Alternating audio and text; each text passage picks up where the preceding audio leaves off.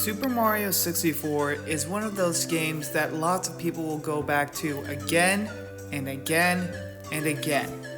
This game came out in 1996. That was 24 years ago, yet for some reason, people still come back to this game. And funnily enough, I'm actually one of those people. In fact, I grew up with the game.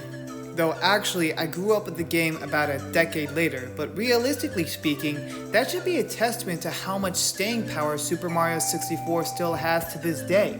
In fact, even when I had the remake for the DS in my hands, I still came back to the original. This staying power even extends to the game's original beta, and in the years following the beta's initial reveal and its eventual rediscovery, people have been meticulously going over every single little detail they can find with a fine-tooth comb. The Super Mario 64 Beta Archive, for example, has been striving to rediscover all of the footage for the beta and try and preserve it. We also have the Mario 64 Beta Restoration Project, which has been working tirelessly to recreate and rebuild all of the assets from Mario 64's beta. Now, in most cases, people usually don't care about development history or the betas for video games, but in the case of Mario 64, the game just looked so different from the final product. For example, there were originally 130 stages planned before it was all cut down to just only 15. Enemies looked way different than they did in the final game, and in some cases had different behavior. Some stages looked completely different to they do in the final game, and some had some pretty major changes made to them. Realistically speaking, I could sit here and go on and on about all the small changes made to the game. The different floor and wall textures, how different the levels looked, different enemy sprites, different music. It's really insane how many changes were made to the game. But as much fun as that would be, I think it's time we take a trip to Peach's castle ourselves.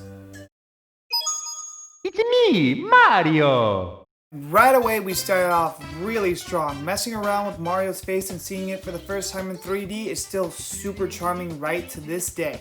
And in my opinion, the opening following selecting a new file is perfect. Seeing the sweeping view of the castle rooftop before you slowly come down and enter the moat, and then hearing the wind rush by you as you exit the moat before finally coming down.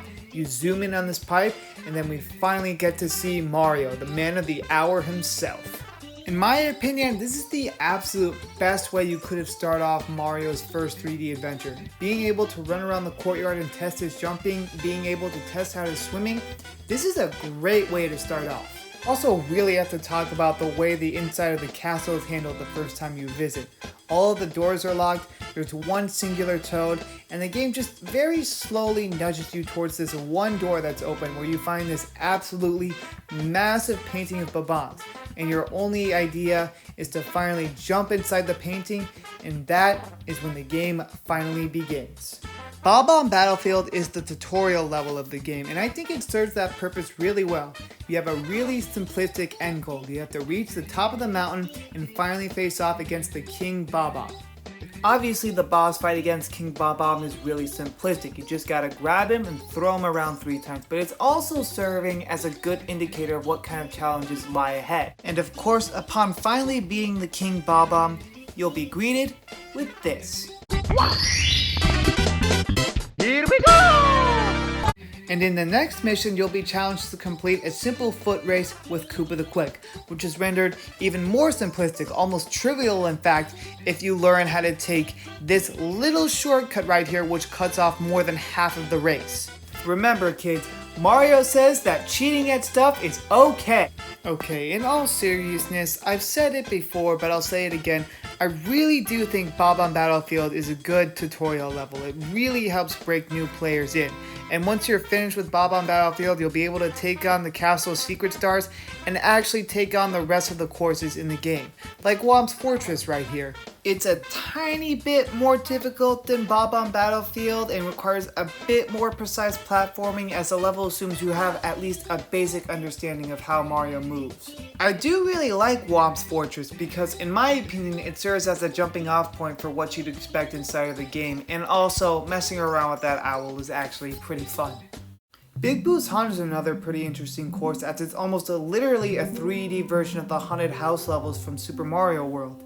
Although it's not nearly as confusing as trying to navigate one of those haunted houses. For one thing, it's not a massive maze. You won't be searching for exits. You'll be hunting boos like a certain green-clad plumber a few years down the line, and you'll obviously also be searching for power stars. I do really like Big Boo's haunt, but I do also wish that instead of punching the ghosts and not really getting rid of them, I instead had a vacuum cleaner that I could use to suck them up.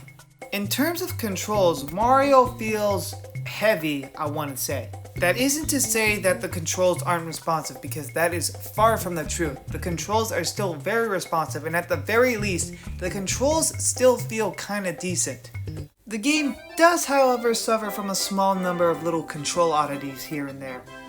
Sometimes riding the shell will feel too sensitive, and sometimes when Mario runs into obstacles, it takes forever to move. And while I was in Tall Mountain, I had this strange case where after making a dive, Mario didn't get up after I hit the A button. And then there's this instance in Hazy Maze Cave. I don't want to seem like I'm crapping on the game for no reason, and I can understand that it might just be due to age, but when you're in areas that require more precise platforming, these quirks become a problem. Moving on to more positive topics, I think it's time I finally talk about the Bowser stages. These stages basically act as platforming challenges and test your knowledge on how Mario moves, and with the epic music in the background, it's just perfect. And then it finally culminates with meeting Bowser face to face, and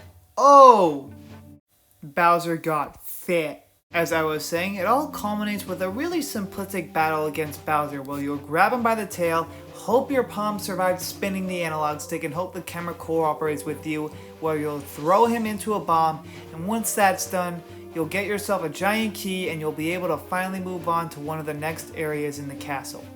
I also need to mention that hidden within the castle walls are these special areas with these giant colored switches. And whenever you hit the switch, the blocks associated with the color of that switch will automatically turn solid. And when you hit them, it'll automatically give Mario a brand new power-up. And from there, Mario gains the ability to fly through the air, transform into metal and breathe in toxic air and water, and of course, slip through walls and metal fences. And unlike in the 2D Mario games where power-ups act as crutches to make levels easier, these power-ups instead act as extensions to Mario's existing moveset and act as guides to let him reach places he normally wouldn't be able to reach with his already existing moveset.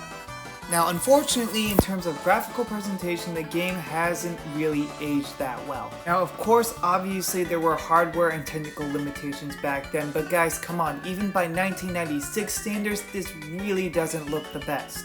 The game uses bilinear filtering in order to mask how pixelated the textures really are, and as a result, they're all stretched and really muddy and blurry.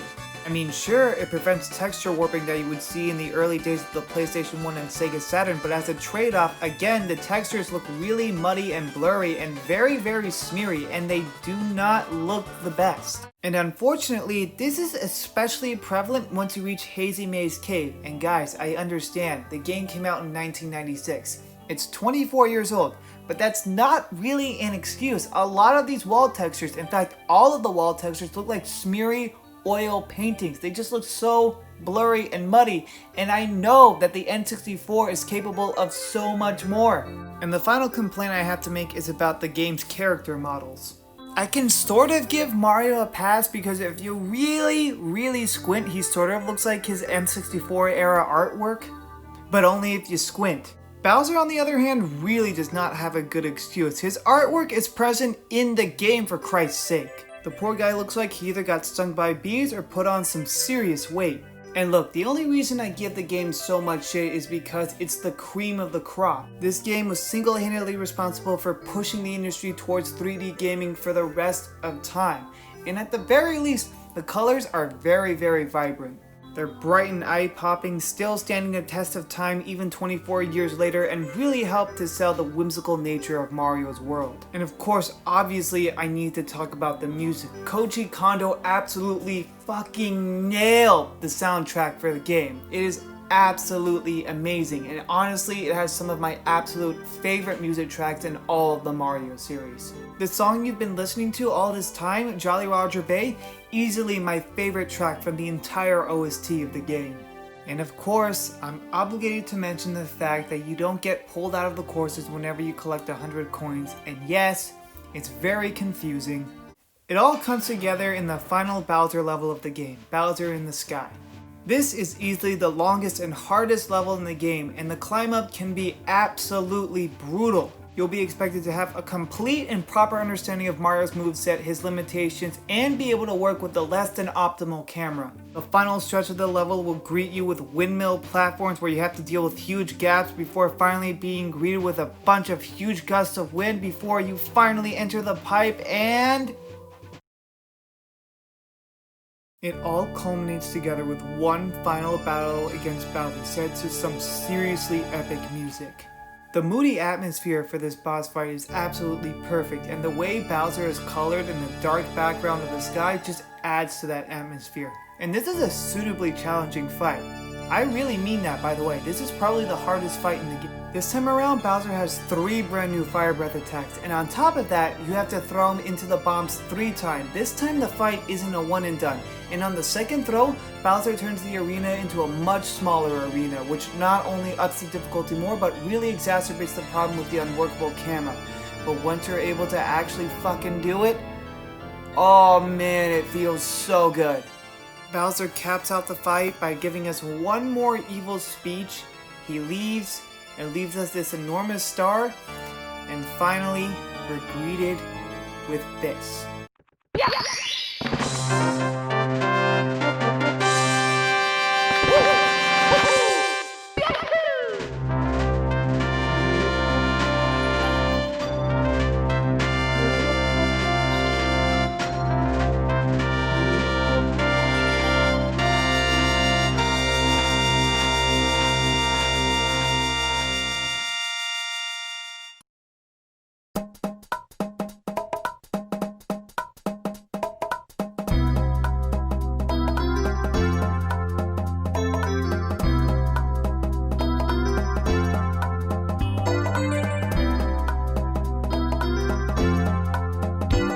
Super Mario 64 is and will always be, for a lot of people, their absolute favorite game and one of the greatest games ever made. And honestly, it's not hard to see why. This game holds immense historical significance to the gaming industry as a whole, and it's single-handedly responsible for pushing the entire industry towards 3D gaming.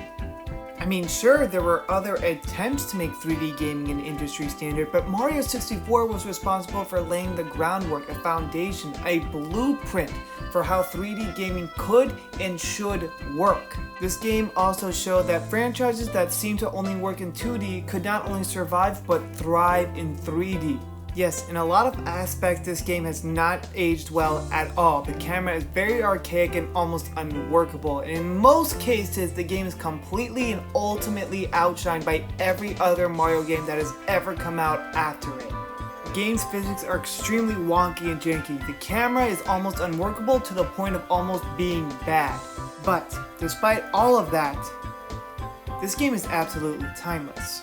I'm being 100% serious here. Sure, the game on its own may not seem like a timeless classic, but the fan community that has been surrounding this game since its release 24 years ago is absolutely insane. Super Mario Star Road is a fantastic example of this. Look at this. Look at this. A brand new hub world, brand new levels with brand new music. Are you not seeing how incredible this is? Are you not experiencing how amazing this feels? And not only that, the game has a brand new, not unworkable camera. What black magic is this? This hack even goes so far as to pull music from both modern and old Mario games like the Comet Observatory. It even has original music, and it even has music from Yoshi's Island.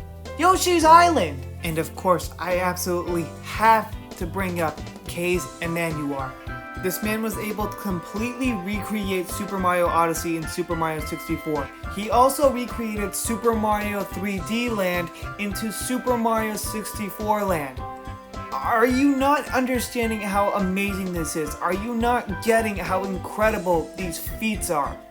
This man was able to properly implement the Tanuki suit into a fully 3D space. He added in amazing new levels. Like, look at this, sliding with chain chomps and an interactive overworld. We're coming to the end here, but this is merely scratching the surface of what the fan community has done now that they've finally figured out how Mario 64 works.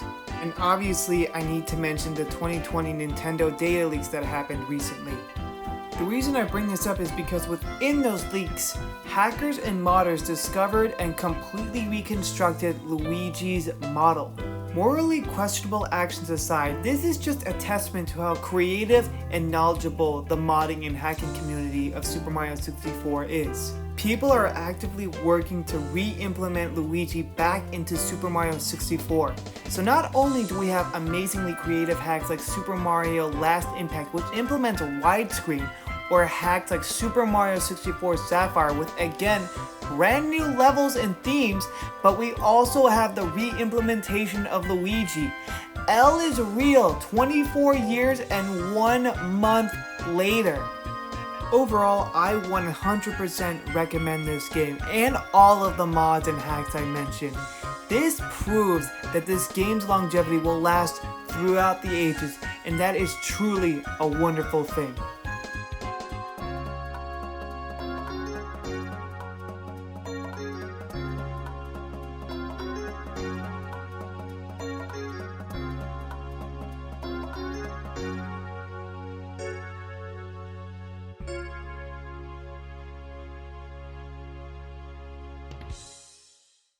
Thank you so much for playing my game.